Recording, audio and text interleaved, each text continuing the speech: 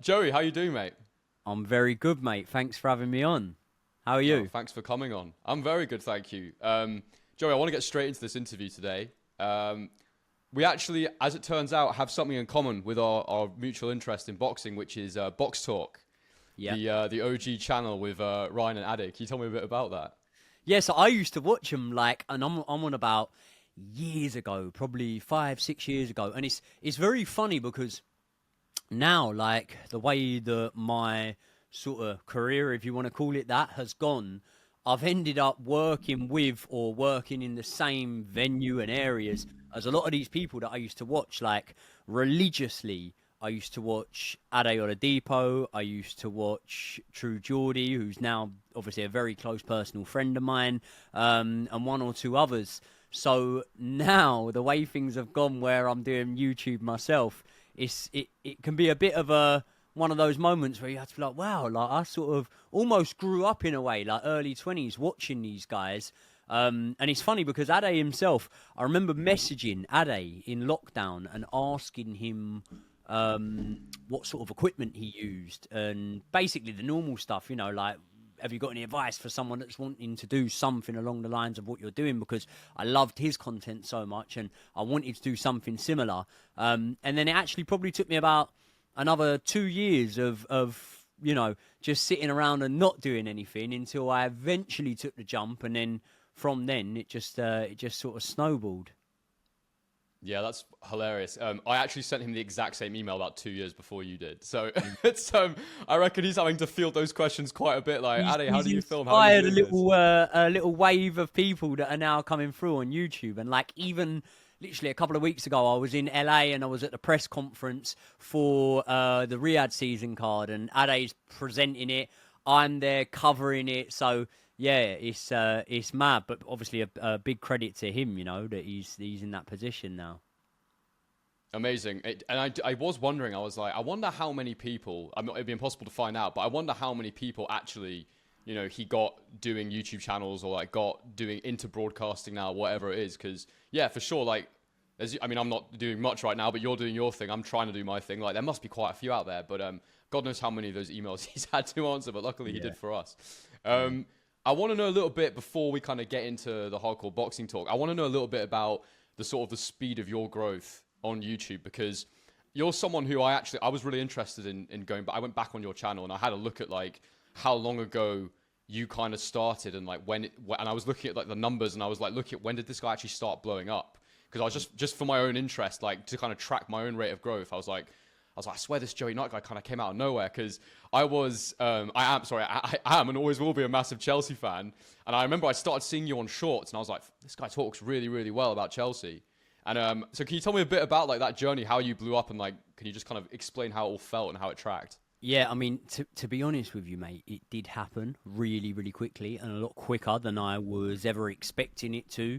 Um, Ultimately, I never had a plan to do podcasting, anything like that. And when people say to me, "Oh, like, how did you come up with the idea?" It fell into my lap. So basically, I was boxing on the unlicensed circuit, and we Could you just were explain what that means? 'Cause that sounds so dodgy.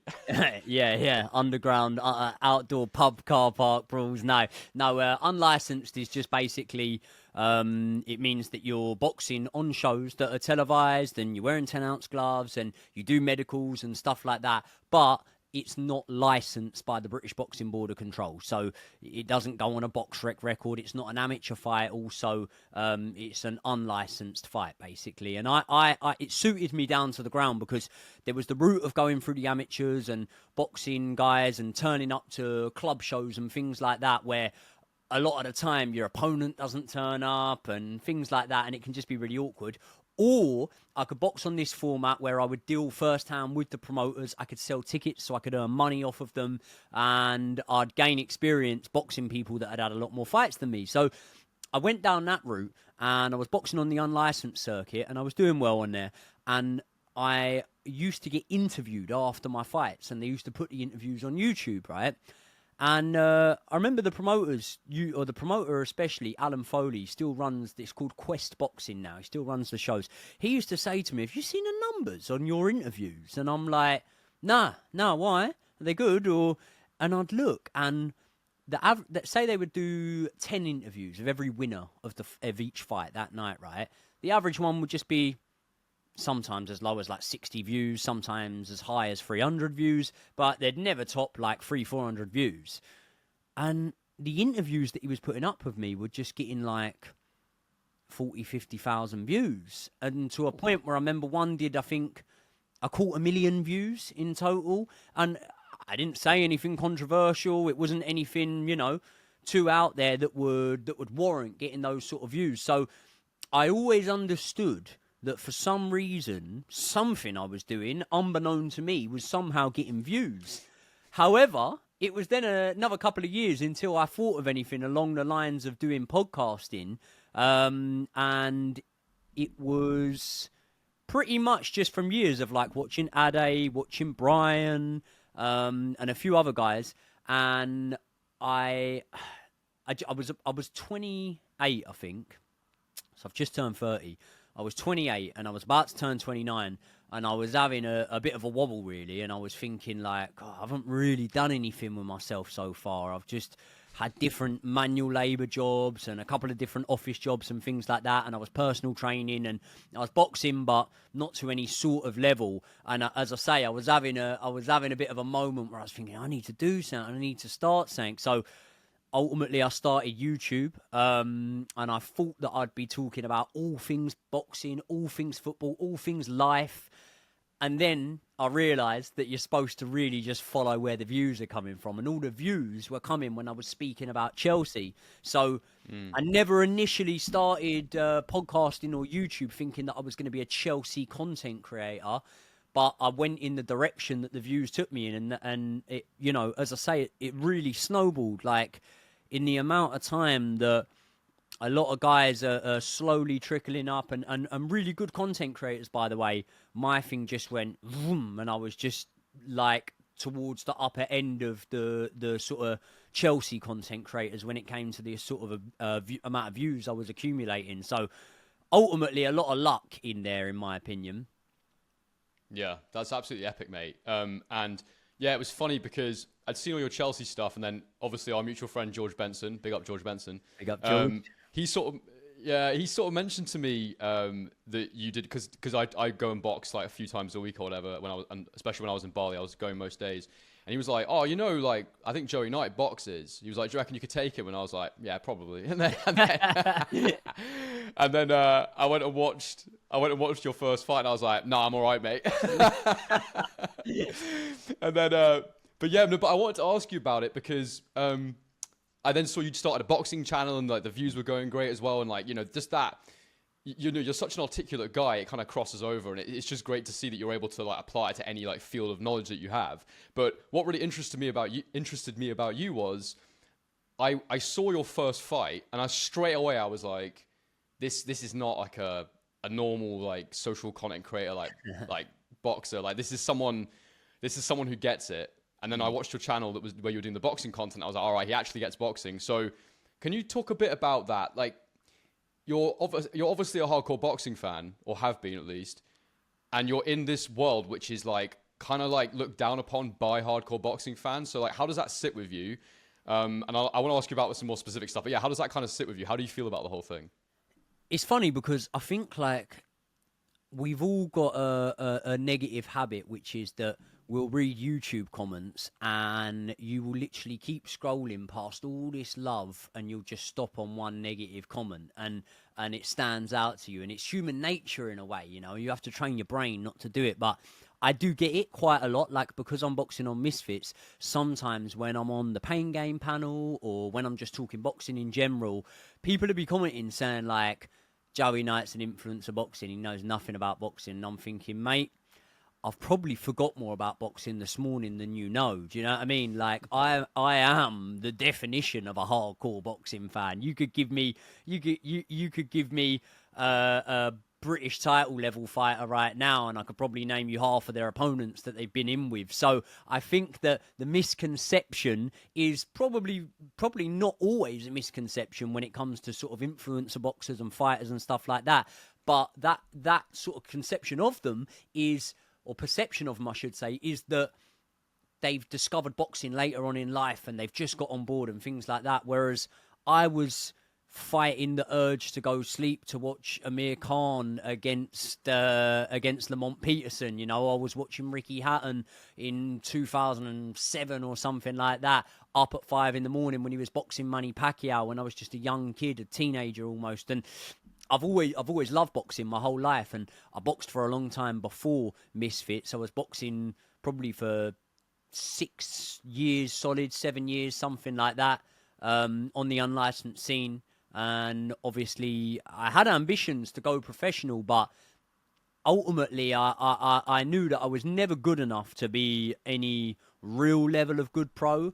I think like my ceiling, and I'm not saying I would have achieved this, but my ceiling would have been, okay, let's see if we can get you to a point where if you improve dramatically, you can box for a Southern Area title or something like that. But I pretty soon realized that there wasn't any money in the pro game. I was actually making more money in the unlicensed game than I would have been able to make in the pro game, because obviously you don't pay as many licensing fees, you don't pay your trainers and stuff like that. So you're just a member of a gym and then you go and fight on these Saturday night white collar or unlicensed events. So I had to be strategic with it, because I always knew that I wanted to carry on boxing, and I knew I was good enough at a certain level to be able to compete and do it, but at the same time it needed to make financial sense for me. So when the podcasting stuff started to happen, I realized that there was an avenue for me to go on and to fight in Misfits. And obviously early on came under a lot of criticism for it, because I fought an influencer, a guy called Most Wanted, in my first fight.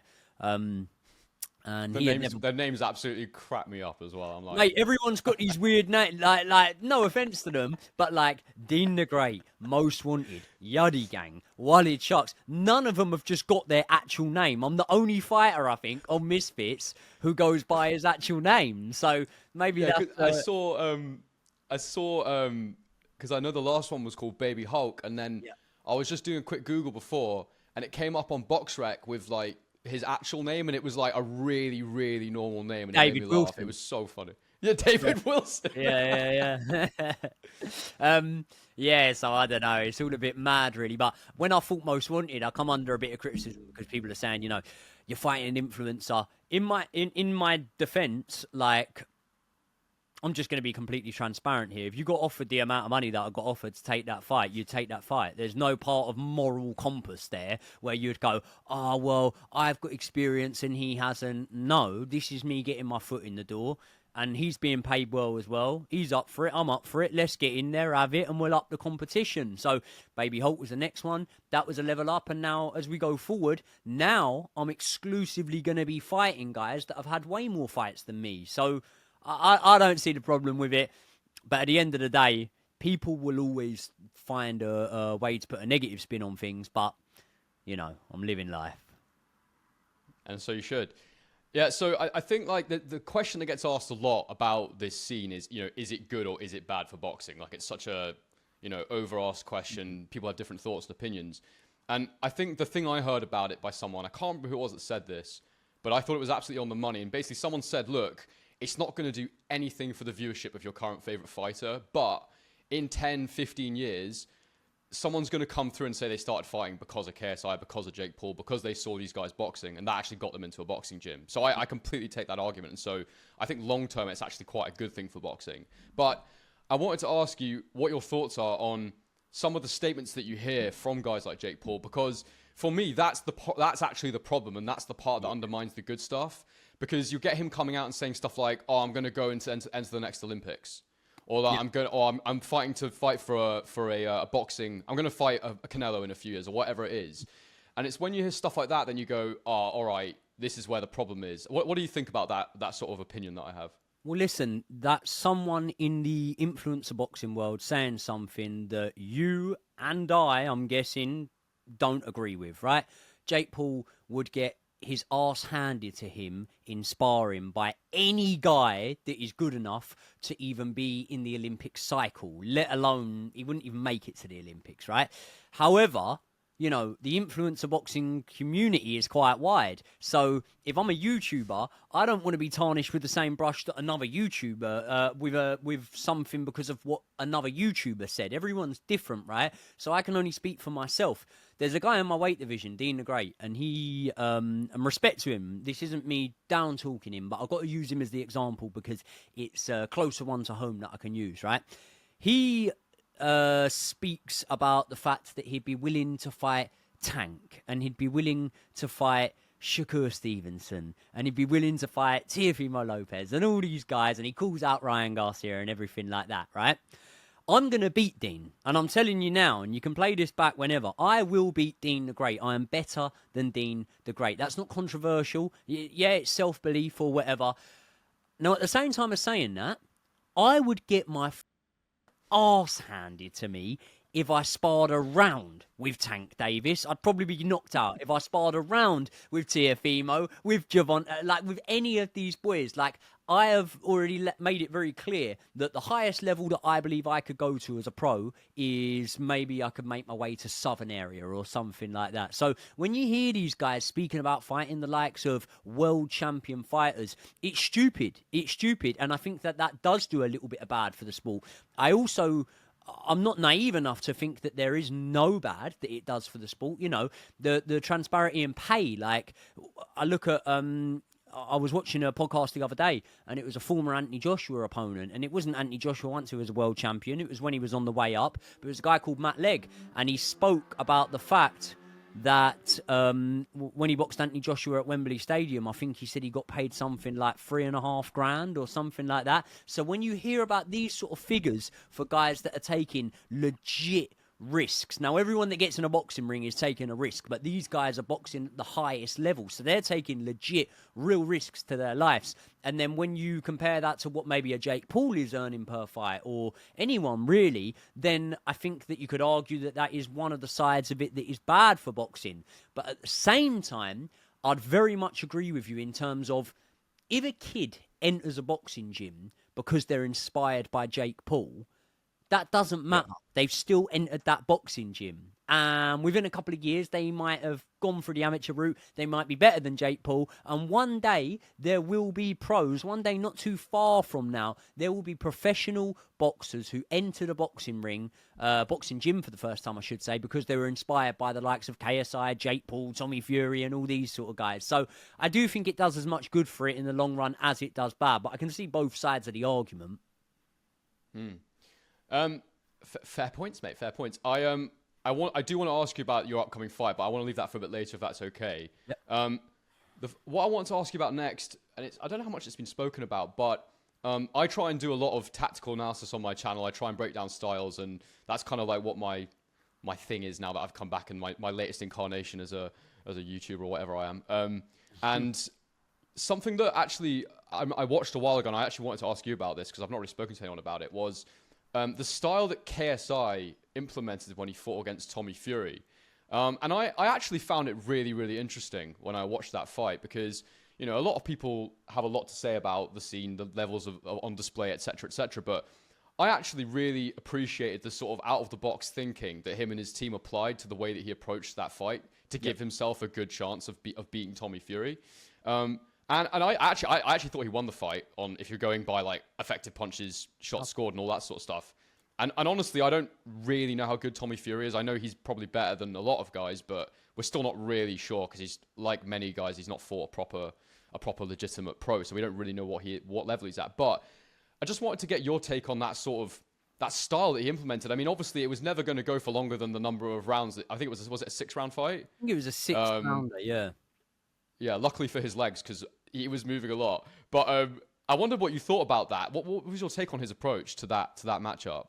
Well, again, I think it all comes down to the level of the boxing you're watching, because if that was a style that was implemented by two world-level boxers, obviously, yes, it would look a little bit different. But what I'm saying in terms of someone coming in there and being very, very unconventional, that's something we've seen over the years.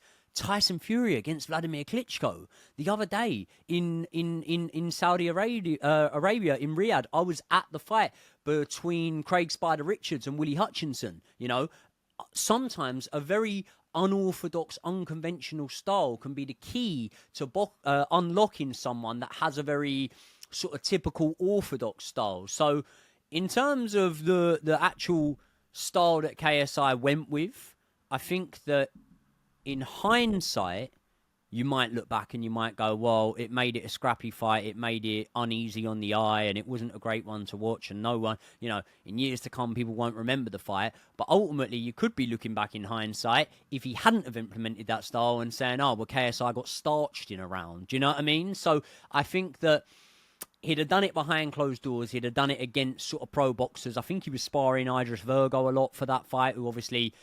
I think he was in the amateurs, was pro, and now he's come on to Misfits. So I think that he would have understood that, okay, let me play to my strengths here. And my strengths are that I'm a very athletic guy.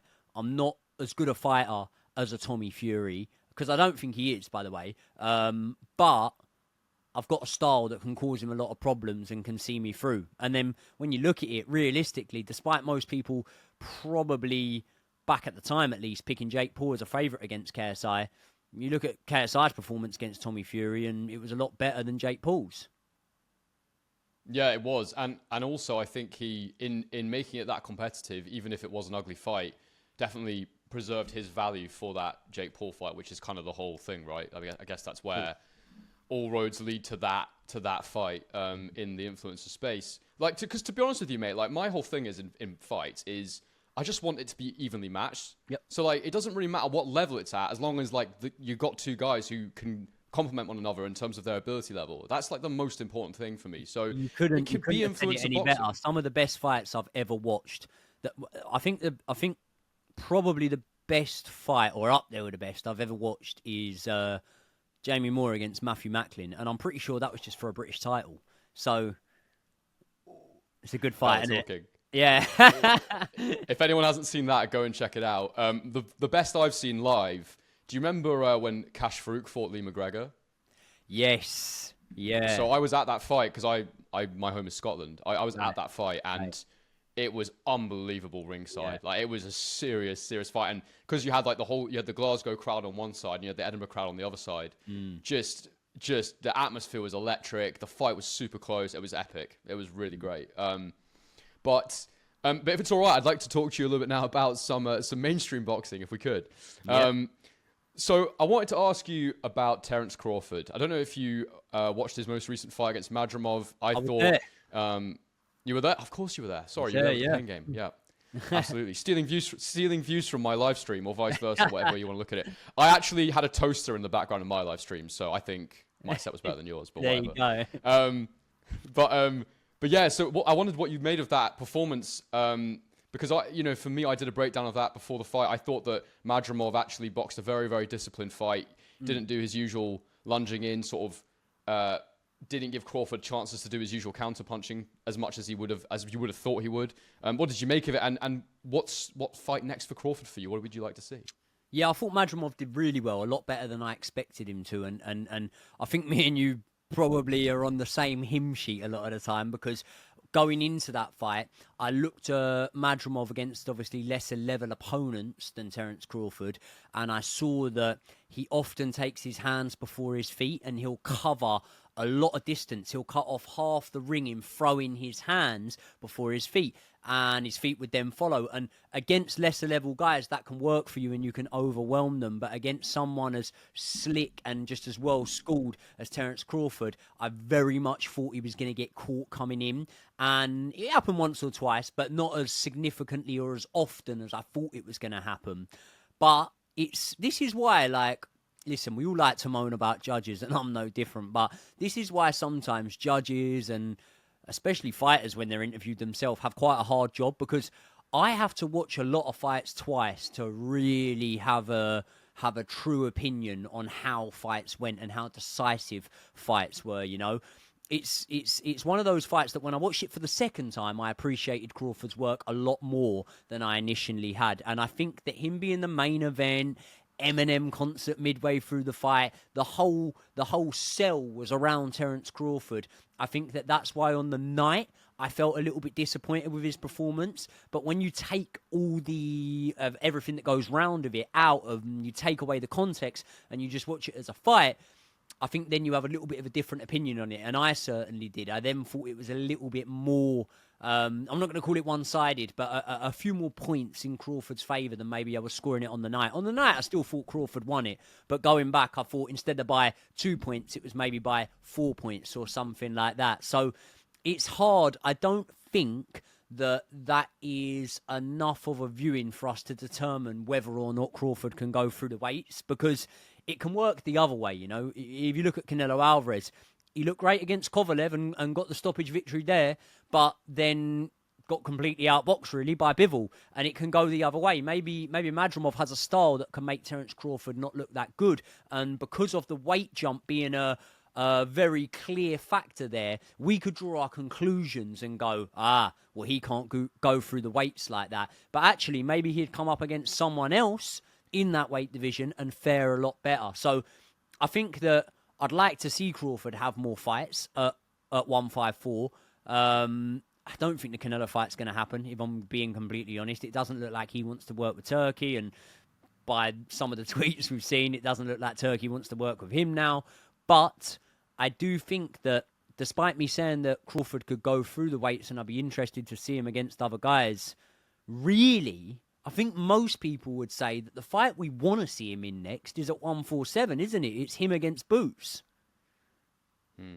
Yeah, absolutely. Would Or you even agree at with that? 154, because I mean, even at 154, because Boots is huge. Yeah. And I've only just really started watching Boots properly. I kind of had a few years where I was not watching so much boxing. I've come back, and now I'm like in it again. I'm watching everything. I watched Boots against Avanesian. I thought on that performance, you wouldn't fancy Boots against Crawford, but Avanesian's an underrated fighter for sure. He was on short notice, but underrated operator. And I think that for me in that fight, it's kind of simple. Boots looked at it, and you could play the long game. He could have done like a technical tactical approach against Avanesian. He could have probably made it easy for himself, but he probably just looked at it and went, you know what? I could bust this guy up. Like I don't need to do anything fancy. I could just stay in the pocket with him. He ate a lot of shots in that fight, which ideally you don't want to do. And you could have been ring rust. Again, we're speculating, but I would say all in, it was easy work for him. You probably just don't want to see him get hit that much. So it's one of them. But yeah, you mentioned Canelo there. He's obviously fighting Berlanga next. Do you think Berlanga has any chance of upsetting the apple cart against Canelo? Well, there's the part of me as a non-naive boxing fan that wants to give you the typical spiel, isn't there? And go, everyone's got a chance, and it's the ones that you underestimate. And I'd be right to do that in a way, but at the same time, no, not really. I don't really think he has. I don't think he's got the skill set, and I think that if you haven't got the skill set, despite him being a hard puncher, and I think he have like 18 knockouts in his first 18 fights or something like that. When you look at the level of opposition, 16 of them weren't great that he got those knockouts over. And I think you saw against Jaime Munguia, Canelo can fight guys that are physically imposing on him and bigger on him and that do have good stoppage percentages. It more comes down to the skill set with Canelo. I think that's when you'll see him troubled more. So, say, for example, when Canelo goes in with a guy who's slightly bigger than him, but not massively bigger, but has a really good skill set, like, say, for example, a Billy Joe Saunders, maybe a Daniel Jacobs, you'll see him in fights that are closer, but he manages to get through. And then when you combine the real sort of inferior size, or superior size, I should say, along with a vast skill set, they're the fights when I think you'll really see Canelo up against it, and maybe at this stage of his career, they're the fights that you might see Canelo losing. So I wouldn't be picking him in a Bivol rematch. I wouldn't be picking him against Beterbiev. But at the same time, I do think that there's a bit of disrespect going on with Canelo at the moment, because as much as we can say, right, he sort of looks like he's cherry-picking opponents at the moment. They're not bad cherry picks, If I'm saying that he's fought recently, Jaime Munguia, obviously the Golovkin trilogy fight, I think Golovkin was done by that point. But when you look at the fighters there, Munguia, John Ryder, who in my opinion, should have won a world title when he boxed Callum Smith. They're decent names. They're just not elite names. And at this point, I think coming towards the end of your career, we don't really want to see people take the Floyd Mayweather route where you're sort of fizzling out and you're boxing guys that are in and around world level but not the acid tests. I think we more want to see people go out the way that sort of Usyk is now ending his career, with just hard fight against the best possible opponents. Yeah, of course. We don't. That's as a fan, your dream is to see someone push themselves to their ceiling, and then you find out where that ceiling is, and then the new champion comes in. But unfortunately, for a fighter, for their health, for their bank balance, that's not the best option, is it? But yeah, no, it was because I did a breakdown video on the Canelo Berlanga fight, and I sort of looked in detail like how Bivol beat him, and all the things that you need to do. So like the constant pawing jab, the little half steps back, not getting on the ropes, not going, too over, not overcommitting to him on the ropes, attacking at the right moments. Like I was watching him, and I didn't actually. I was really pleased with myself because I hadn't noticed this before. But when Canelo moves, he brings his feet together a lot to get himself close because he is so much shorter than his tall opponents. And every time he'd bring his feet close together, or even as his back foot lifted off the floor, Bivol would go, and that was when he'd attack. And so he was timing his attacks like perfectly. And every single thing that you need to beat Canelo, you look at Berlanga and you go, physically, as an athlete, it looks like you can do this, but I've never seen him do any of it. So it's one of them. It's like it's probably not going to happen. I can do stuff against a certain level of opponent in the gym that I know I cannot do against a top amateur or a decent level pro. So until we've seen Berlanga in with anyone of world level, despite the fact that we know he has it in his skill set and he has the mental ability to understand how to do it, can he execute it at the highest level? That's the main question there. And history tells us that there's a reason why these sort of fights are considered shocks if they go the opponent's way, because 9 out of 10 times they don't. Maybe even 99 out of 100 times they don't. So I'm not writing off the possibility that he could shock us in this one, but if I was hedging my bets, I'd hedge heavily on Canelo. Yeah, fair. And I actually, the fight I watched that I thought was probably a good measuring stick with the Angulo fight, because he's similar dimensions to Canelo, and he was just constantly backing up Berlanga onto the ropes, and Berlanga was just sat there and he was like, yeah, let's do that. And then he was getting tagged with uppercuts, and I think it'll be over within a few rounds, to be honest. I think it won't go longer than 5. I know you've just done a very long video on AJ Dubois, so I don't want to trouble you for another lengthy one, but I would love to get your kind of high-level thoughts on that fight, and if you could just kind of give me an overview of what tactically does AJ need to do? What tactically does Dubois need to do? And who do you think is going to be able to implement their tactics more effectively? I've spoke to a lot of people that think it's a landslide in terms of percentage of who's going to win in Anthony Joshua's favour. And I really don't see that, Sometimes we can have a perception that may or may not be true. And I'm not writing this off, but the perception around Anthony Joshua at the minute is he's found the best possible coach from him, Ben Davison. Since they've teamed up, he's gone from strength to strength, and the old AJ is back. And I am not writing that off as a possibility, and I think it's a probability. But at the same time, he's boxed Otto Wallin and Francis Ngannou, and both of those men were held in high regard for the fact that they gave Tyson Fury hard fights.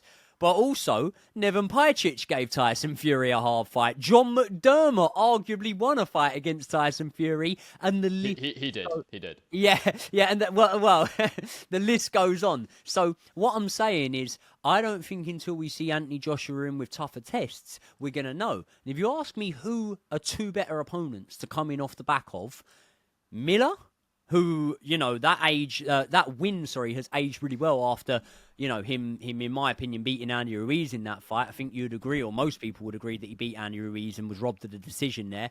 And Hrgovic. Now, Hrgovic is a heavyweight dangerman. And despite a lot of people thinking he got lucky against Zhilei Zhang, Hrgovic is a good fighter who I know on sort of first-hand basis, he's done some real damage in the gym, and not just the sparring stories we've heard about, ones that we've also not heard about. So I think that the form that Dubois is on is better than probably most in the heavyweight division. In fact, I'd say, barring Usyk, he's on better form than anyone in the heavyweight division. You could argue Joseph Parker because of the 2 wins he's had, but the style of the wins have been more impressive for Dubois, in my opinion. So I think this is Anthony Joshua's toughest fight, definitely since Usyk, and I'd put it in his top 3 toughest fights along there with Usyk and Klitschko, unless I'm really missing someone out. I think it's a tougher fight than he had against Dillian White. I think this is the acid test for AJ. I would make AJ a favourite by about 5%. I'd say it's a 55-45. What do you think? I've got it more heavily in AJ's favour. I see it as a 70-30 to AJ personally. I think... Is that because of the shots that you saw Hrgović landing early on Dubois? And do you think that if they were coming from Anthony Joshua rather than Hrgović, Dubois wouldn't be in there as long? Yeah, because I think a big part of it for me is I look at what happened to Dubois against Joyce, and how he ate all those jabs, and then I look at what happened against Hrgović, and I don't actually think he's improved that much defensively. Okay. So I think the problem for me is that I think AJ's finally punching through the target again, despite who that target has been. Because even when he's fought guys who were like an equivalently low caliber, he was pulling his punches. He wasn't looking right, and that was the fundamental issue for me with him. Because he's had those big wins, and then he's looked weird. He looked funny, like against Pulev. He looked funny. He was like caught between that back foot Ruiz style and like punching through his man, and he was looking strange. But now I feel like Ben Davidson, it has said to him essentially like, we're going to be a counterpuncher, and that's what we're going to do. And he's a good counterpuncher, and it's a safe and effective way of like him being able to punch through the target. And I think that Dubois is there to be countered all day. I think AJ is going to hurt him early, so I don't think he's going to pour forward as much as he'd like to. Dubois. I think the main area that concerns me is the gas tank, because Dubois has definitely got a better gas tank. But we'll see what happens. But it's definitely, for me, if AJ does win this well, I think it's safe to say he's in great form and he's ready to go and challenge at the top level again. That's how I feel about this fight. Yeah, I'd agree there. So I know you're running low on battery, so I'm going to quickly I want to ask you about 2 more things. So Beterbiev Bivol, who do you have winning quickly? There's been an injury to Beterbiev. What do you think?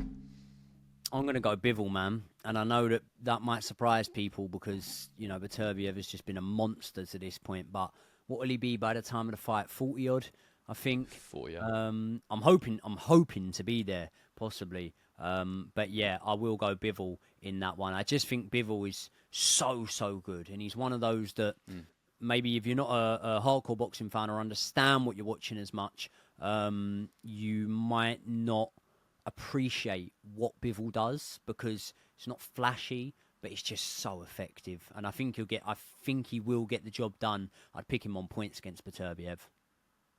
I always fancy Beterbiev because I think he's like he's the most complete boxer out there today. But coming off this long injury, these small percentages matter at the top level. I now think Bivol on points. But moving on quickly, I need to ask you about your fight before you go. Another slightly strange name, Lil Cracra. I know I've said that in an extremely white way, but that is his name.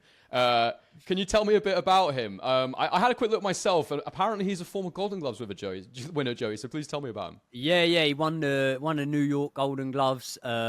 He's known on YouTube quite widely for the sort of street beef stuff where he's goes to the park and challenges people to fights or something like that. But he unlicensed, mate. Yeah, there you go.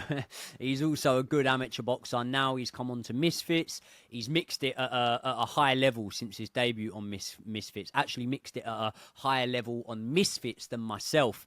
There's a misconception here that this is going to be my toughest opponent I've faced, or the best level of opponent I've faced. It's not going to be. You know, I have faced definitely at least one fighter that is, you know, stats-wise of a higher level than Lil Cracra. But I won't go into too much detail with it. He's a southpaw. That's always awkward. It's literally the first time that I've really fought a traditional southpaw. So it's going to be a tricky one, but I suppose this is where we're going to find out a lot, man. This is where we're going to find out what I've got. And obviously the Misfits fans, they never saw me in my unlicensed boxing days. They never saw me on that circuit and against the sort of opponents I'd fought. So it's I'm kind of smug in a way because I feel like I've got a trick up my sleeve here, and I feel like I've got so much to my game that none of these lot have seen. But at the same time, every fighter goes into a fight confident, and Cracra will be thinking the exact same about me. Either way, I can't see a way, despite there being a clash of styles and obviously the difference in stance, I can't see a way that this is a bad fight because he comes forward, I come forward.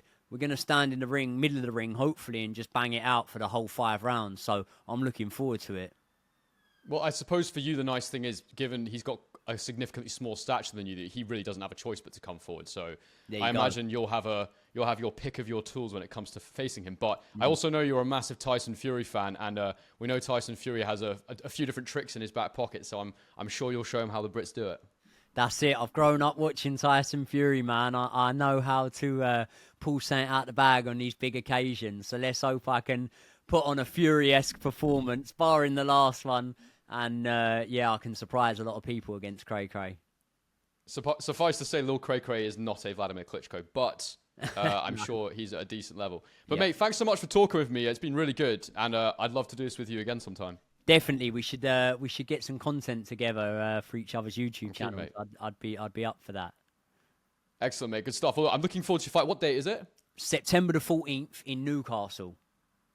All right, huge. I love Newcastle. Actually, I'm from like an hour north of Newcastle, so nice. I'm in Australia right now. But if I was there, then I would come and watch you. You can watch it live on the Zone. It would be there. There we go. Top man. There we go, mate. Good stuff, mate. Thanks so much for talking with me. I'll catch you soon. Thanks very much, mate. I appreciate it.